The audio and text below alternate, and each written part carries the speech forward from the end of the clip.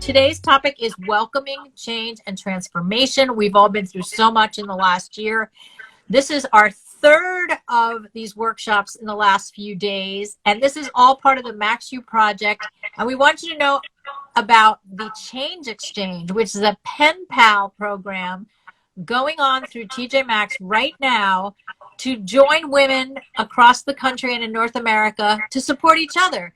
And if you want to know more about that, go to maxuproject.com because you can still sign up until Monday. And we'll talk more about that at the end. But for now, ladies, we're going to talk about change. We all know that we've been put through quite a bit of change in the last 18 months to 2 years. And so I want to ask you a couple questions, and then we're going to all work together on some workshop questions and drill down deep. So, Corinne, let's start with you. Yeah. You know, change is sometimes put upon us. Change is sometimes something we choose. So what's been the toughest change you've had to go through in your life? It doesn't have to be just in the last year or two. There was a time in my life where I was no longer in a relationship and I was alone for the first time, and I really had to learn how to be by myself and how to feel confident and secure and nurtured alone. And it was a really tough transition for me. And something that I had to do a lot of self-exploration to finally kind of come out of. That's a big one. That's a big one, right? Because you know, we've got to love us before it's easy to be in a good relationship. So, absolutely. Well, yay on you, because you chose to evolve that way. So, Asia, what occurs to you? Like, what's been a tough change you've had to deal with in your life? I think so. For people that don't know me, I wrote my first book about my experience with bullying, and I used to be really badly bullied for stutter and a lisp that I had. But I really pushed away those feelings and the mental health effects of that experience for a very long time. And then for me, there was a breaking point. And when I began to open up about the years of bullying and cyberbullying that I had endured, and also the mental health repercussions, it was really terrifying to be that vulnerable and to open up about something, even to the people in my family. And so that was a tough change, but ultimately it was something that saved my life. So I'm grateful for it, but it was definitely very scary at the time. Wow, both of you, those examples are so brave, both of you. Like, those were more changes that, you know, you rose to the occasion to overcome something. And, you know, so many times we're called on to do that. In fact, if we even look at, you know, this last year and a half where people either, you know, had to walk away from a job or be shut out of their job, or, you know, live with people that they didn't know if they wanted to live with to get through the pandemic, some joyful changes. Let's talk about this with our audience. Okay, audience, get ready, right? So how has the last year changed you? We want you to write that in the comments in the chat, folks, and write it down for yourself in your journal or your paper, whatever you brought here. But let's go right back to Asia. How did this last year change you? Has it? Absolutely. I think that one of the biggest ways last year has changed me is it has reminded me of the importance of being present in every aspect of your life, in relationship, everything, how fragile life can be. That's something that most people learned this past year. I think in the past, I was not that present. I am someone that has a lot of anxiety, and so sometimes I live up here. Oh, someone's a special need parent, and the isolation was, you know, actually pretty normal. We can relate to that too. That you know, some of the things we go through, we feel isolated anyway. But I hope that the example of Corinne's and of reaching out makes a difference. Oh yeah, that they connected with neighbors and shared food and conversations that they wouldn't normally. Oh, great. Yeah. Oh, that's we have beautiful. People chiming in from Malaysia. Amazing. All right, so Asia, let me ask you this then.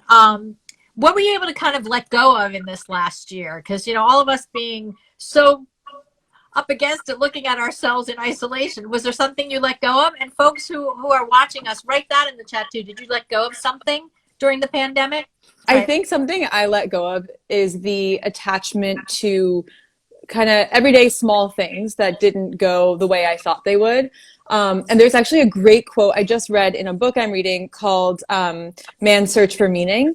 And the quote is something like, and I hope I don't get it too wrong, but it's something like, we cannot control what happens to us in our lives. We can only control the way that we react to those experiences or those situations. And that's something I definitely learned in the past year. Right, that we have control over how we react to it, even if we can't control the situation. Asia, what about you? For me, what I let go of in the last year and continuously am trying to, honestly, was a lot, like my theme for the year was ego and letting go of egoic goals or things that I was doing for other people. And I was realizing, when I was stuck at home, like every choice I make should be for me and my happiness, and I shouldn't have to make choices that I think someone else will like or someone else wants me to do. And so for me, my theme really was ego and letting go of any type of egoic goals and just focusing on what actually feels good and true for me. So tell us in the comments if you can relate to that, really seeing your obligations and how many things like you didn't have to do if you chose it. Tell us if you can relate to that. I think you can. Yeah, I think also people's work too. I think a lot of the times you realize you're working for someone or for something that's not true to you. Yeah, it becomes Absolutely. really That's clear. so true. All right, so one last question about, change when it's put upon us. So either one of you or both of you, like, what did you realize then? I mean, I think, Corinne, you said it, that you needed to reach out more. So Asia, what did you realize you needed more of when we went through the changes of the last year? I think honestly, to add on to what Corinne was saying about listening to what is true to you, whether it's, something that you're working on or relationships that you have, I realized that sometimes I wasn't being true to myself in things I was doing or friendships or anything like that. And so to really listen to that inner voice, and the more that I listened to that inner voice, the happier I was and the more I felt like Asia. So that's something that I definitely did. Wow. Okay. So who can relate to that? Listening to your inner voice and knowing, yeah, someone wrote self-love is not selfish. Beautifully said. Thank you, Love to Travel. Absolutely. All right. So now this has all been more about talking about the change put upon us. So we're going to shift gears a little bit, everyone, and get ready with your paper to write down for yourself. What about when change is something that we make, something we decide we're going to do, right? So we've all dealt with this year and a half of change put upon us. Now let's walk through working on something you want to do, how you have to change to reach a goal that you want. So here's the question, everybody. So Corinne and Asia, like you're participants too. All you workshop folks out here, here's the question. All right, Yes. You got to listen. This was good. What seems impossible to you today that if it changed tomorrow, it would change everything? So what seems impossible to you today that if it changed tomorrow, it would change everything for you? And like a personal change, right? Like, yeah. Whatever that means to you, truly. That's a big one to think about. I can answer. Go. I feel like if, for me, what would change everything is actually something that I really admire in Asia so much is I'm still building the confidence in sharing my creativity and sharing my art with the world. And I feel like I'm still working to have enough self-esteem and enough confidence to actually be vulnerable in that way. And so I feel like if I could change that, I could, it would change everything. I would have so much more opportunity, so much more connection. And so I'm always so in awe of Asia because one, she's so talented, but two, she's so free in sharing her art. You're so sweet. Thank you so much. What I find so interesting is whenever I hear what people say they want to change within themselves, I look at Corinne and I am so constantly inspired and in awe of what you do, but truly. And I think it just shows that it's so hard to know whatever anyone struggles with it within themselves, or whatever they want to improve or change, because it's such a deeply personal thing. Well, also, I'll point out that the two of you reflect each other, right? They say that we admire other people for something we see in them, but the truth is we already have it Yeah. in ourselves. And your friendship, it reflects that. And, someone in the comments said that, the thing that would be most amazing to change for them overnight would be to step out of fear. And that's what you were talking about, Corinne, just like, Yeah. Yeah. the fear of whether sharing your art or sharing yourself or, taking a risk. So that's beautifully said. So let's talk about that though, right? So what change do you have to make in yourself then to make that happen? So Corinne, if you're going to put your art out there more or, be more like Asia, what has to change within you? And I want to hear from the rest of you in the comments. What has to change within you to get that overnight change that we're all talking about? I think there needs to be an increase in self-love and knowing that if I love my work and I love what I do, I think the true fear is, right, rejection and people not accepting it. And if I have enough self-love, it doesn't matter if people like it or don't like it or agree with it or don't agree with it. I can give myself that validation. Like, I don't need it from anybody else. So I think it's a lot of self-love, honestly. That's true. Because even if you Yeah. fell down and it didn't go the way you want, you'd love yourself enough to keep going. And Yeah. someone wrote in the comments, taking that risk. That's Yeah. cool. So well Yeah. said. So Asia, how about you? So if you were to reflect more of what you think you see in Corinne, what has to Yeah. happen in you? Something that I have wanted to work on for a while and something that I see and admire in Corinne is a really deep love for myself and something that where I have really accepted all the parts of myself, even the parts that I am very insecure about or I feel are not worthy of love and kindness, to just accept those parts and to live in that space. And that's something that I feel like has been hard for me my whole life, but that's something I would like to improve upon. Wow. Wow. Amazing. This is going deep, ladies. We're I deep know. today for a Saturday. Like, this is a therapy session. That's right. I'm comfortable with that. We can do that. We hope everybody else watching feels the same. Just a little bit of things to think about. All right. So being that we're in the back to school time, this sort of now we rush into, a little bit of a change in the air, at least in the Northeast of North America. And we start thinking about, they're already running holiday commercials. So if we think about, we're about to like get into that season where we start thinking like, oh, what do I want to make happen by the end of the year? So I enter the next year feeling really awesome. So what are some transformations you'd like to see within yourselves, each of you, even if it's on a different topic than what we were just saying about your risking and putting your art out there? But what is it you want to have emerge as we head towards the end of the year? And write that down, our listeners, for yourself as well. What do you want to start seeing emerge as we come into the fourth quarter and almost a new year? My goodness. Hey, should you That's want a to go? really good question. I know. Sure. Okay. I'm thinking, but I think off the top of my head, I want to continue to be really present in every moment of my life and not fall back as the world, somewhat goes back to normal, not fall Right. back into that pattern of always thinking about the past or the future, but really to like love every moment with friends and family and every single moment of life. Love that. I love that. Go ahead, I Corinne. think for me, I want to embrace more play in my life.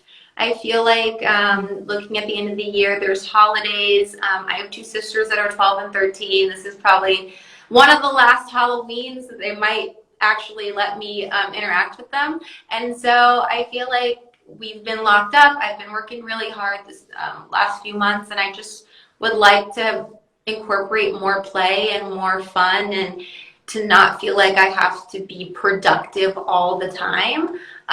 So I'm looking forward to hopefully incorporating that into my life this last quarter of the year. Amazing. And so while we're talking about having more fun, let's wake up our participants here, everybody. We're ready to hear from you. Do you have any questions for Corinne or Aija about change, about their work, about anything? Yeah, we'd love to hear from you guys. Oh, someone said work is addicting. It is. It's really hard. Yeah. And it's really about knowing, we get so many needs met with work. I want to give and see love and compassion for all people. We love that. We love that. I'm curious, I know we've been talking this whole time, but some of the change that's going on in your guys' lives and how you guys are overcoming that right now. Someone asked, how do you stay motivated? I think that's a really good question. How do I stay motivated? I mean, I feel like for me, I'm like a very ambitious person. And I think as long as you're working on things that are true and honest and authentic to you, you're going to be motivated to do it. It's, again, what I was saying, like realigning yourself with, your true goals. And if you're not motivated to do something, maybe that's because it's not true for you. I don't know, Aija, how do you stay motivated? So important to not feel guilty, right? I completely agree with you. That is so true. And I think there's nothing like passion. When you're really passionate about something, it just comes so naturally. And the other thing I think is when you're around people that have a passionate energy, a motivated energy, it's contagious. So Aija, somebody asked, like, how do you balance all your priorities? So we'll have you answer that first, and then we'll have Corinne answer. How do you balance all your priorities? I make a lot of to-do lists. I love to-do lists. And I also write this thing called morning pages. Oh, I love that. Yes. Tell us every about morning pages. Yeah. Yeah. Okay. I discovered it a few years ago and it completely changed my life. I write 3 pages every morning, stream of consciousness style. And it just clears my mind and helps me figure out what I need to prioritize that day. That's amazing. Yep. That's a famous exercise by Julia Cameron. Yeah. Now, amazing. And Corinne, how about you? You said you love working, you want to make more time for your sisters this season. So how do you balance your priorities? How do you finally say no or make the time? Very similarly, I love a to-do list. I have mine over there. I actually started working with a life coach to help me actually prioritize the projects in my life because I have so much going on. I was like, I don't know where to start. And so she helped me be like, okay, these are the projects that you want to do first. We'll put some on the back burner. And so I had to learn how to, even though I had all these projects I loved, some of them I was like, okay, let's wait to work on them so I can finish. I think just like finishing one and then moving on to the next as opposed to trying to do everything at once, I realized that wasn't going to work for me. Well, especially with very creative people, and I'm sure some of our listeners today are very highly creative too, is you sometimes have more ideas than you can ever do anything with. So it's really important to know where to put them all. Yeah. And I'm all for life coaches. Yeah. Life coaches and mentors are the best, says somebody. I agree 100%. All right, so let's see. We have time for one more question. Anybody else from our audience? Anything about our workshop today that you want to ask the ladies, Corinne or Aija? Yeah, let us know.